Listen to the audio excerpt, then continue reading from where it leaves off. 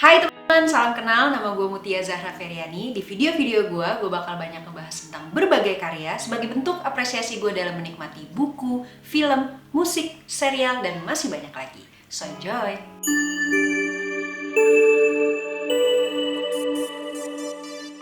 Oke, hari ini gue mau ngebahas buku yang udah gue baca 2 tahun lalu.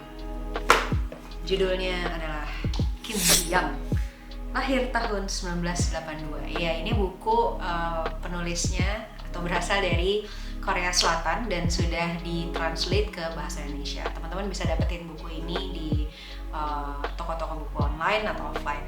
Walaupun buku ini bukan updated buku yang gue baca, tapi karena buku ini sangat membekas di benak gue gitu ya, di pikiran gue, makanya gue pengen banget ngomongin buku ini ke teman-teman semua. Jadi ini cerita tentang, gue jadi baca ya, jadi ini cerita tentang Kim Ji-young gitu ya. Ini nama seorang anak perempuan yang dia lahir dari keluarga yang mengharapkan anak laki-laki gitu. Dan dia jadi bulan-bulanannya guru-guru pria di sekolah, dan dia juga disalahkan ayahnya ketika dia diganggu sama anak laki-laki waktu perjalanan pulang dari sekolah di malam hari. Kim Ji-young ini juga mahasiswi yang gak pernah direkomendasiin sama dosennya untuk kerja magang di perusahaan ternama. Dia juga karyawan teladan yang gak pernah dipromosiin di perusahaan, dan end up jadi istri yang akhirnya melepaskan karir serta kebebasannya dalam mengasuh anak. Kim Ji-young mulai bertingkah aneh dan dia didiagnosa menderita depresi yang akhirnya dia jadi mencari jati dirinya dan berkonsultasi ke ahli. Dan penulis ini yakin bahwa Kim Ji-young adalah bagian dari semua perempuan di dunia. Banyak yang bilang kalau dunia ini sudah terlalu didominasi oleh sistem patriarki. Kayaknya nggak bisa dipungkiri, tapi ada juga layer-layer yang lain bahwa di teori-teori lain juga menempatkan bahwa harusnya perempuan itu setara dengan laki-laki, dan berikutnya dan selanjutnya. Gua nggak akan ngebahas itu di sini karena opini orang bisa beda-beda, tergantung gimana dia memandang sesuatu. Gue juga nggak akan ngasih opini terkait itu gitu ya. Gue cuma pengen menceritakan apa yang gue dapat setelah baca buku ini. Mungkin posisinya hampir mirip karena gue juga punya peran bukan sebagai manusia doang. Sekarang di muka bumi ini gue juga jadi anak perempuan gitu, gue juga jadi ibu, gue juga jadi istri. Jadi hal-hal yang buat orang-orang yang juga punya peran banyak gitu ya di bumi ini juga pasti akhirnya punya layer-layer emosional dan pengalaman yang cukup kompleks gitu untuk bisa dihadapin, dan akhirnya bisa ditelaah hikmah dari apa yang dijalanin dengan perannya masing-masing. Kim Ji-young cukup menggambarkan ini, walaupun sepertinya memang banyak sekali penderitaan yang dialami oleh Ji-young di buku ini gitu ya. Kalau misalnya teman-teman perempuan, mungkin ada teman-teman yang pernah mengalami hal yang sama, atau teman-teman pernah dengar cerita serupa seperti yang Kim Ji-young alami, atau teman-teman pernah tahu gitu ya, kalau ada perempuan di luar sana yang mengalami apa yang dialami oleh Kim Ji-young. Kalau teman-teman laki-laki juga mungkin teman-teman pernah dengar ceritanya, mungkin tidak mengalami persis, mungkin ada slice yang mirip walaupun peran teman-teman bukan sebagai ibu, bukan sebagai istri, atau bukan sebagai anak perempuan. Hal-hal yang gue dapatkan dari buku ini adalah perasaan-perasaan yang cukup meresahkan gitu. Gue tidak mengalami semua hal yang dialami oleh Kim Ji-young. Tidak mengalami adegan per adegan gitu sama persis dengan yang Kim Ji-young alami, tapi sepertinya gue mengetahui emosi-emosi yang dirasakan oleh Kim Ji-young. Tidak sama persis gitu, mungkin segelintir, mungkin secuplik, mungkin sedikit gitu ya, apalagi waktu pertama kali jadi ibu. Hal yang asing tentunya kalau kita misalnya dapat peran baru gitu ya. Kadang-kadang kalau misalnya kita nggak punya pengetahuan yang cukup, kita juga bingung gitu mau mulai dari mana, melangkahnya kayak gimana, dan end up-nya nanti kayak gimana gitu. Ada proses-proses yang biasanya seringkali tidak menyenangkan, tapi harus tetap kita jalanin supaya kita tahu gimana caranya kita bersikap terhadap hal-hal yang baru kita dapatkan. Ada 3 hal yang akan gue bahas di buku ini, yaitu yang pertama adalah rasa ketidakadilan. Kim Ji Young di sini mengalami depresi berat gitu ya, mulai merasakan hal-hal aneh dalam dirinya karena dia merasa timpang terhadap peran yang dia lakukan dan apa yang dia dapatkan. Jadi ya ketidakadilan kan biasanya dimulai dari rasa ketidakseimbangan gitu antara apa yang dia keluarkan dengan apa yang dia dapatkan gitu. Untuk sebagian manusia seringkali kita mengalami ini mungkin peran apapun dimanapun dan mungkin pengalaman atau aktivitas apapun yang sedang kita kerjakan gitu. Kira-kira kayak contohnya kita udah ngasih semuanya tapi kok gue dapetnya cuma segini doang ya. Itu mungkin dari pekerjaan. Kayaknya gue udah begadang, udah A B C D E F G, udah ngerasa perform gue keren banget di mata bos gue gitu, tapi kayaknya bos gue nggak pernah puas gitu sama apa yang gue kerjain. Nah akhirnya kita ngerasa muncullah rasa-rasa tidak adil. Kim Ji Young pun mengalami ini gitu. Di keluarganya dia ngerasa dia cukup jadi anak yang baik gitu ya, tapi karena orang tuanya itu pengennya anak laki-laki sedangkan dia adalah anak perempuan, sehingga apapun yang dia lakukan tuh nggak pernah cukup gitu di mata orang tuanya. Akhirnya dia ngerasa itu hal yang paling basic yang dia rasakan selama bertahun-tahun dia menjadi anak perempuan.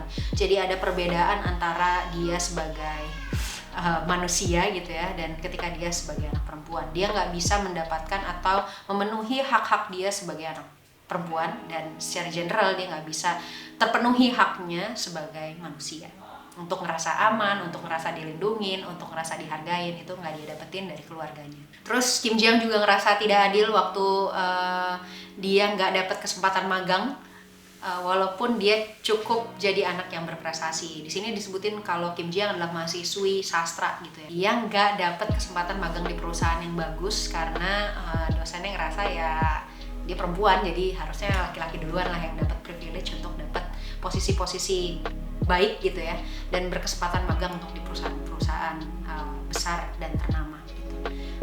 Saat itu ya Kim Ji Young juga merasa ketidakadilan gitu ya, karena dia ngerasa dia cukup oke kok gue pinter gitu, tapi kok yang dapat malah kayak yang dodol cuma karena dia laki-laki gitu, tapi dia dapat privilege lebih.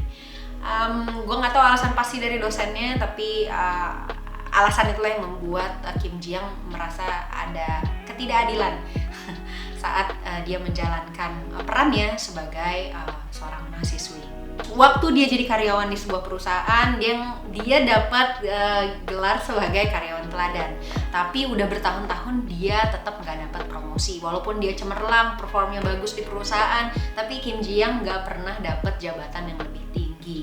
Jadi ini juga akhirnya bikin dia ngerasa nggak adil nih gitu. Kayak gue udah semangat banget nih gue kerjanya gitu, gue udah pol-polan banget ya untuk perusahaan ini, tapi perusahaan ini nggak menghargai gue seperti gue bekerja keras untuk perusahaan ini. Akhirnya ya Kim Ji Young merasa ada ketidakadilan saat dia menjalankan perannya sebagai karyawan perusahaan. Dan yang di bold juga di sini adalah bagaimana akhirnya dia sebagai istri melepaskan semua hal yang dia rintis selama ini untuk bisa mengasuh anaknya. Ini kayaknya cukup kompleks diomongin di mana-mana gitu ya. Banyak juga perempuan-perempuan yang sedang bersuara tentang ini. Kim Ji Young di sini juga merasa bahwa ada kebebasan yang direnggut setelah dia menjadi ibu. Ada hal-hal yang harus dia relakan ketika dia menjadi ibu, tidak sebebas kalau misalnya laki-laki menjadi ayah. Di poin yang kedua, sebagai manusia yang punya peran baru, kita akan tumbuh menjadi manusia yang baru dengan peran-peran yang bermacam-macam. Jadi kita bisa jadi punya peran ganda. Misalnya kayak tadi gue bilang ya, setelah gue nikah gitu, gue nggak cuma jadi anak perempuan, tapi gue jadi istri. Nah setelah punya anak, gue jadi punya peran tambahan lagi, terus jadi ibu gitu kan. Kalau gue kerja berarti ya gue jadi pekerja gitu. Jadi ada bisa banyak banget layernya di satu orang itu punya berbagai macam peran. Dan kalau kita baru aja dapet peran itu, kadang-kadang kita nggak punya pengetahuan tentang itu, yang akhirnya bikin kita jadi bingung gimana caranya kita bisa memenuhi atau memaksimalkan peran baru kita terhadap yang kita jalankan sehari-hari, berkehidupan kita sehari-hari untuk orang lain gitu. Apa sih dampak kita dengan peran ini? Gue udah cukup maksimal, tapi kok kayaknya segini doang ya. Itu mungkin karena kita belum punya pengetahuan yang cukup untuk bisa memaksimalkan ini. Ketidaktahuan itulah yang kadang bikin kita cemas. Ini kayaknya pengalaman gue juga gitu ya, karena apalagi pertama kali jadi ibu itu banyak banyak bingungnya, banyak stresnya gitu, karena bener-bener ngeraba gimana caranya jadi ibu yang baik dan benar. Ya sampai sekarang nggak tahu juga sih, kayak masih belajar terus gitu. Tapi ketidaktahuan itu karena nggak punya pengalaman sama sekali gitu ya, jadi ekstrim banget rasanya, berdampingan dengan rasa takut gitu, rasa cemas dan rasa kayaknya banyak yang nggak bisa dikontrol gitu, karena nggak tahu tadi sih gitu. Jadi hal kedua yang gue dapetin dari buku ini, kalau misalnya kita punya peran baru yang akhirnya kita jadi manusia baru, kita harus sedalam-dalamnya menggali informasi dan ilmu pengetahuan secara terus-menerus supaya kita bisa memaksimalkan peran itu. Banyak faktor eksternal tentunya yang nggak bisa kita kontrol ya, kayak tadi misalnya Kim Ji Young, gue udah kerja mati-matian tapi gak ada apresiasinya gitu, gue nggak diangkat-angkat gitu ya, gue nggak dipromosi karena gue perempuan, yang lebih diapresiasi laki-laki. Itu benar-benar hal yang nggak bisa dikontrol, dan kayaknya itu terjadi juga di banyak tempat. Gue nggak bisa bilang apa faktornya gitu, tapi gue pernah dengar pengalaman kayak waktu itu nyokap gue adalah seorang pegawai di perusahaan baru yang cukup besar pada saat itu. Usianya sekitar 21 ketika dia baru mulai bekerja, dan waktu itu ya gue dengar ceritanya bahwa dia adalah mungkin seperti Kim Ji Young ya, jadi termasuk pegawai teladan gitu, pegawai yang performanya bagus gitu, yang akhirnya si bosnya tuh harus milih cuma 10 orang kandidat yang bisa naik level di antara ratusan pegawai perusahaan lainnya. Dan nyokap gue itu akhirnya jadi salah satu pertimbangan untuk masuk ke 10 orang itu, yang sampai akhirnya dipilihlah 8 orang laki-laki dan 2 orang perempuan. Tapi sebelumnya nyokap gue pernah ditanya, sebelum akhirnya dipilih ya jadi 2 orang itu, kalau misalnya kamu nikah, kamu yakin nggak kamu bisa tetap bekerja dengan baik? Nyokap gue bilang yakin. Tapi waktu itu kayaknya pertanyaan itu cukup meresahkan gue gitu, karena mungkin ada pertimbangan-pertimbangan khusus ya. Kalau perempuan kan biasanya memang banyak akan minta waktu cuti lebih lama gitu kalau dia melahirkan dibanding laki-laki.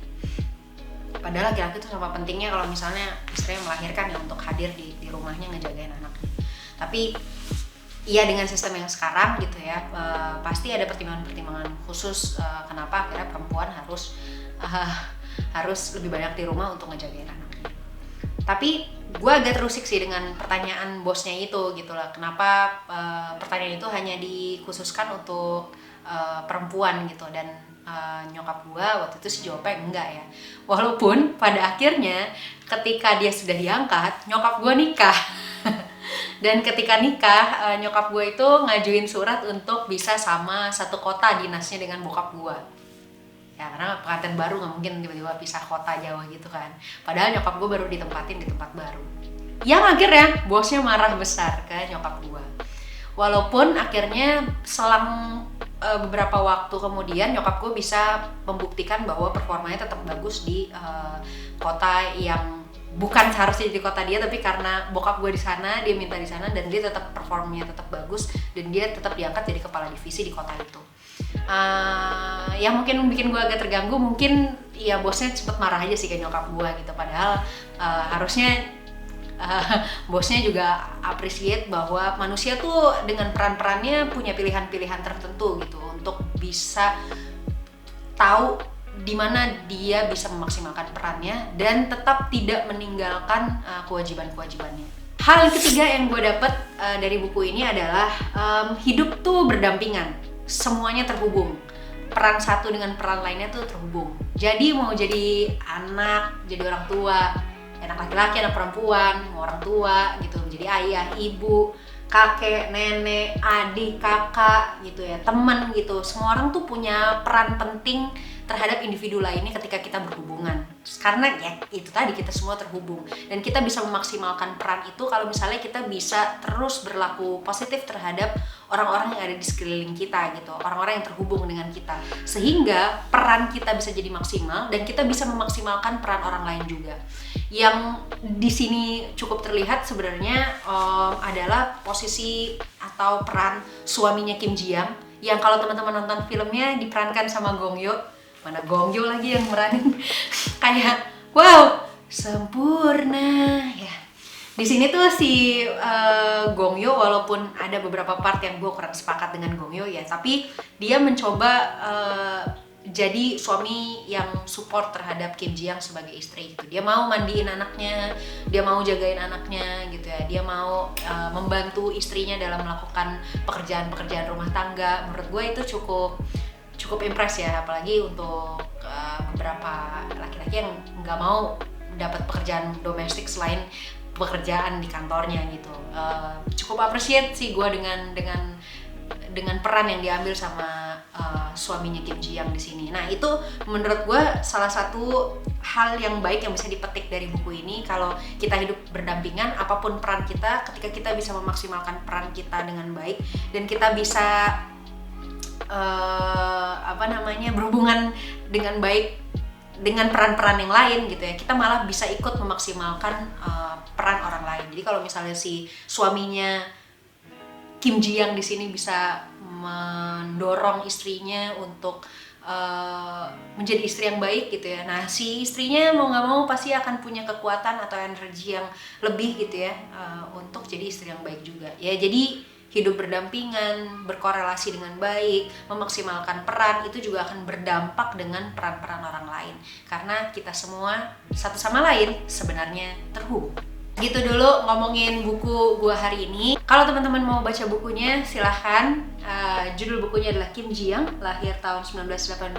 Bahkan buku ini juga sudah difilmkan, walaupun sangat fenomenal di banyak perdebatan ya di Korea Selatan. Tapi layaknya buku-buku bagus lainnya, gue merekomendasikan buku ini untuk teman-teman bisa baca.